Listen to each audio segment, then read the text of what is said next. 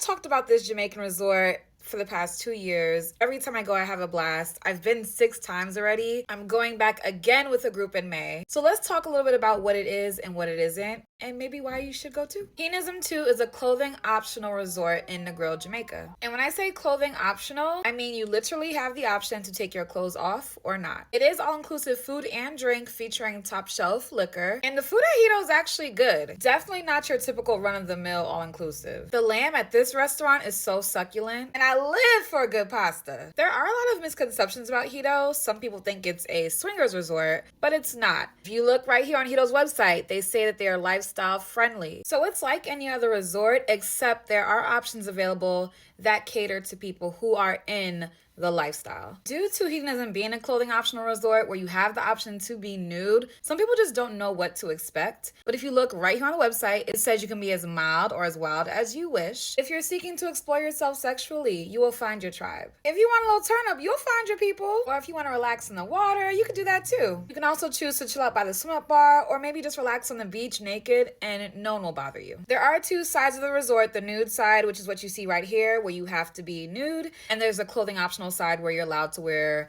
bathing suits, cover-ups, and the like. As for me, I like to hang out right over here by the swim-up bar on the nude side. I'm a naturist. I enjoy being nude. And after a day or two here, you'll probably feel the same way. Now, the number one question people ask me is, hey, Gladys, do black people actually go to this resort? The answer is always yes. The travel group I go with, Worst Behavior Tour, brings the most amount of black people, people of color, to Hedonism. And our next trip is actually coming up in May of this year for Memorial Weekend. Both Orion and Kiki from Cocktails are hosting this year, and it's gonna be a damn good time. If you tap the Beacons link in my bio, all information will be right here. Overall, the reason why I keep going back to Hedonism II is that I experience a certain liberation there, a certain freedom that I do not get anywhere else. I feel like it seriously encourages you to be your most confident, most secure self. Any facades that you carry in your everyday life will immediately melt away after spending a few days at a place like Hedo. So I like to encourage everyone to come. Consider joining me in May.